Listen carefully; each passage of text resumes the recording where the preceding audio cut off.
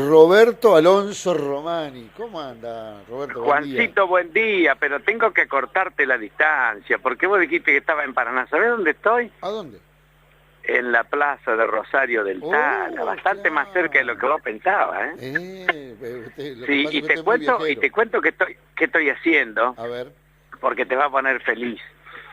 Una de las preocupaciones, ¿viste? Eso cuando vos le preguntás a una persona qué le quita el sueño, bueno, nuestro gobernador le quita el sueño que tengamos tantos edificios, tantos lugares cargados de historia y que todavía no hayamos podido meter mano, digo, desde el Estado, ¿no es cierto? Claro. Sé de los Algunos están esfuerzos. tan cargados que se están cayendo, dice.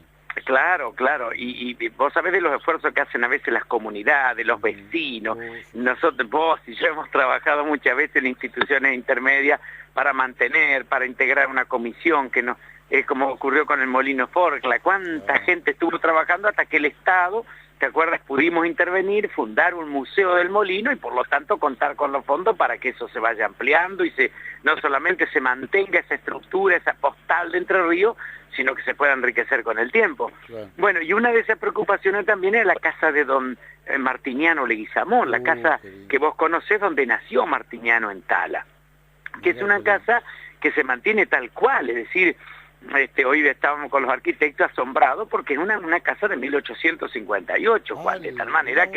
que cuenta gran parte de la historia de Entre Ríos, cuando Martiniano nace allí, es decir, don Martiniano padre, estaba al lado de Urquiza en las épocas bravas de organizar el país, de tal manera que estamos hablando de un lugar cargado de historia para los hijos de Tala, para los entrerrianos y para el país, teniendo en cuenta que la obra de Martiniano después fue bastante más que una pintura para dejarnos contentos a nosotros, para transformarse en un verdadero retrato de esta provincia y de la idiosincrasia del entrerriano, ¿no? Basado en Montará, en Calandria, Recuerdos de la Tierra y todos los títulos que vos sabés mejor que yo. Así que estoy en eso, aquí en los pagos de Tala, Juancito. Bueno, en realidad nosotros te llamamos por dos cuestiones. Una eh, referida al Día del Folclore, que se celebra hoy, eh, tanto el Día Mundial del Folclore como el Día del Folclore Nacional. Claro. Y la otra cuestión, que era la que nos llenó mucho de alegría, porque cada vez que un amigo se le reconoce lo que merece, a uno lo toma hasta como propio, este reconocimiento que vas a recibir en el Senado, creo que el jueves, el Senado de la Nación, el premio que se le da a la trayectoria, a los hombres de la cultura, y ahí te van a distinguir a vos. Así que queríamos arrimarte un abrazo, una felicitación. Bueno, hermano, yo te agradezco mucho y bueno, vos sos parte de todo. Yo siempre digo, cuando uno recibe un premio, un aplauso, ¿a cuánta gente estamos premiando y aplaudiendo, no? Uno por ahí, el rostro visible, viste, cuando el 9 fue y metió el cabezazo y todos lo abrazan a él. Ahora, ¿cuántos se rompieron los otros 10 del equipo para que el 9 metiera el gol de cabeza, no? Y uno le toca a veces estar ahí en el área chica y meter el cabezazo, pero yo digo, pienso en mis abuelos, en mis viejos, bueno, mi papá que vos lo conociste, mi vieja que vive en La Roque, mis hermanos, mi maestra Zulma de la escuela primaria, los profesores excelentes que tuvo en el secundario en La Roque, los universitarios en La Plata, los amigos como vos, que decir que nos vamos, nos criticamos, nos ayudamos, nos complementamos. Digo, ¿cuánta gente está en un premio que a uno le toca recibir, ¿no? Así que estoy feliz por eso, porque de alguna manera son todos ustedes y también las otras voces calladas, las otras voces que no pudieron hablar en su tiempo o que también tuvieron un perfil bajo y nunca se asomaron a esto de los públicos y de los reconocimientos. Así que mirá si tenemos historia para sintetizar en un ratito ahí en el Congreso de la Nación, ¿no? Es cierto, sí, a veces a uno le falta tiempo para todo. Pero decía yo estoy tratando de hacer una rápida memoria, pero yo no sé si Linares llegó a recibir, porque no sé si existían No, esos no, reconocimientos. Linares, Juancito Linares murió en 96 y este premio se comenzó a entregar a partir del 2004. Claro, fíjate vos que no sé Así si... que No, fue mucho tiempo después, pero por eso digo, Juan, también el nombre de Linares, y vos Claro. Marcelino, y hacemos una lista de 100 que seguramente están antes que yo, pero que yo voy a tratar de recordar y de representar, porque es la presencia de Entre Ríos y ahí vale, y más que yo, se van a reconocer también algunos maestros, y vos sabés que ahí empieza todo, ¿no? Claro, en sí. los grandes imperios de Oriente, como el primer ministro, todos se inclinan ante él, menos los maestros, ante quienes se inclinan el primer ministro, ¿no? Y yo digo, qué lindo, ¿no? Qué imagen, yo también. Yo me inclino permanentemente ante los maestros y digo, cuánto le debemos, ¿no? Cuánta plata, cuánto pensamiento, cuánta esperanza en esta patria le debemos a esa siembra temprana que hicieron los maestros en nuestra mente y fundamentalmente en nuestro corazón. Así que por eso te decía, están todos ellos, ¿no? Es cierto. Recién hablaba con Roque Minata y porque él fue el creador de la ley que en su momento como legislador de la provincia del Chubut les devolvieron a los pueblos originarios 1 millón de hectáreas que después por otras razones de los civilizados entre comillas se la fueron rehaciendo otra vez las redes de empresarios del campo, ¿no? Claro. Y decíamos, ellos no entendían lo que era un título de propiedad, porque no entendían por qué había que alambrar la tierra. Y él me contaba una anécdota, dice, pero ¿y si las ovejas de aquel campo vienen para acá? ¿Cómo haces para reconocerlas? Y si yo sé cuántas ovejas tengo, las que no son mías deben ser de él, porque está del otro lado del río. Es decir, esas formas que si nosotros tuviéramos esa conciencia, seguramente no solo sería más limpio nuestro accionar y nuestro reconocer al hermano, sino que seguramente estaríamos en un homenaje permanente, digo yo, porque mira que hemos recibido cosas que sabemos que no son nuestras, pero que nos pertenecen porque nos fueron dadas, y de la misma manera uno tiene que actuar. Digo yo que solo me dedico a reflexionar de lo que hacen los amigos. Sí, coincidimos totalmente, Juan, y además mirar, yo ayer hablaba con unos chicos, el viernes también en una aldea Salto, después en Arangura, en Hernández, por mencionar lugares donde estábamos hablando, y antes de empezar la charla, hablábamos de este tema, porque es un tema que está candente, ¿no es cierto?, y fundamentalmente por los últimos acontecimientos que han ocurrido en el sur. Entonces, le digo, ¿ustedes qué idioma hablan? Y rápido los chicos castellano o español, bueno, le digo, vamos a hacer una prueba, a ver, vamos a ir a Concepción del Uruguay a tomar mate, vamos a Villaguay, nos vamos a poner una linda pilcha, guarda con el cuco, cuidado que viene la lauchita, a ver, vamos a escuchar una milonga y vamos a ponerle unos buenos tamangos antes que se arme un quilombo. Entonces, es decir, le decía a los chicos, ¿se dan cuenta? Todos los días nosotros utilizamos como nexo de nuestras conversaciones palabras de los pueblos originarios. Lo que pasa, le digo, que generalmente no nos damos cuenta. No advertimos que esas palabras han quedado en el corazón del pueblo, que las utilizamos cotidianamente, nos sirven para manifestar nuestros afectos, describir el paisaje, hablar de nuestra historia. Le digo, pero qué hermoso es pararse y darse cuenta. Le digo, ustedes tienen que seguir hablando como hablaban, pero cada vez que mencionan alguna de estas palabras, sepan que hace años, siglos que están en este pueblo, en este continente, y que no está mal que podamos enriquecer la propuesta, como lo hizo San Martín, que cuando fue a España, cuando volvió con sus 34 años, sabía 4 idiomas, pero después aprendió 7 más, porque tenía que comunicarse con los pueblos originarios, de cuyas filas se nutrió también el Ejército Libertador, para formar esos 5.000 hombres que cruzaron la cordillera. Claro, también y sobre todo de gente de pueblos originarios que trajo de su propia provincia o que encontró allá en el Cuyo, ¿no?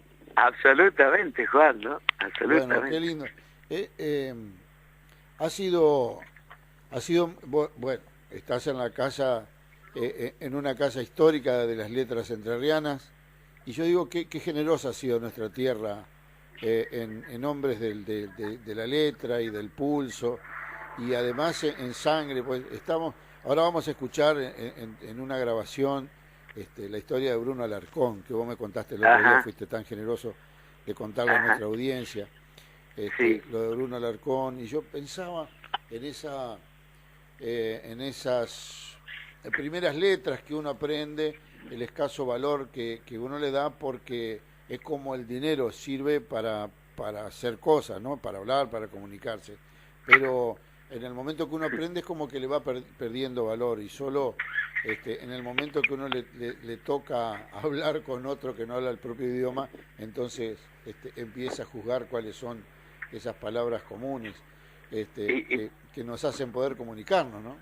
Bueno, y mirá qué lindo lo que decís, ¿no? Porque ese era un concepto que tenía Ambrosetti.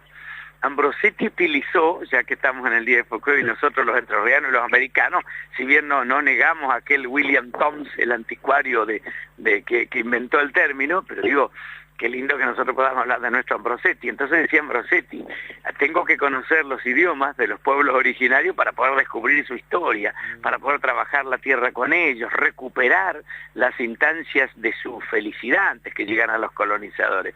De allí que él abordó desde muy niño, ¿no? Después de su natalicio, orillas del río Gualeguay, en 1865, Diego salió, ¿no?, a recorrer el país y a definir este folclore tan querido por nosotros y que vos definís tan lindo, ¿no?, en tus versos, porque hay tantas instancias de ese saber del pueblo en tu libro. Yo digo, como aquel Ambrosetti que definía la ciencia del folclore, la que se ocupa del estudio, de las manifestaciones culturales de las comunidades, la que se ocupa de los aspectos sociales, religiosos, materiales, estéticos, donde estudiamos las artesanías, las leyendas, las danzas, los instrumentos musicales, obviamente, los refranes, las coplas, las costumbres, las fiestas tradicionales, nuestras comidas, Juan, las supersticiones.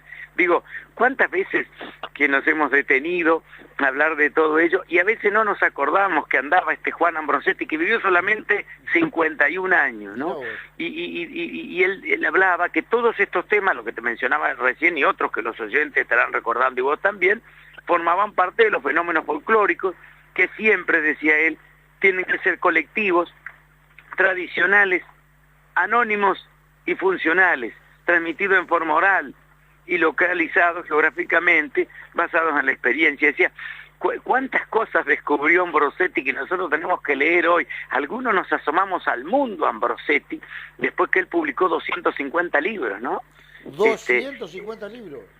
Claro, él publicó 250 obras. Algunos son, más que libros, son folletos, digamos, por su característica y por su tamaño. Pero son 250 obras que tienen el sello de la investigación de Juan Bautista Ambrosetti, ¿no?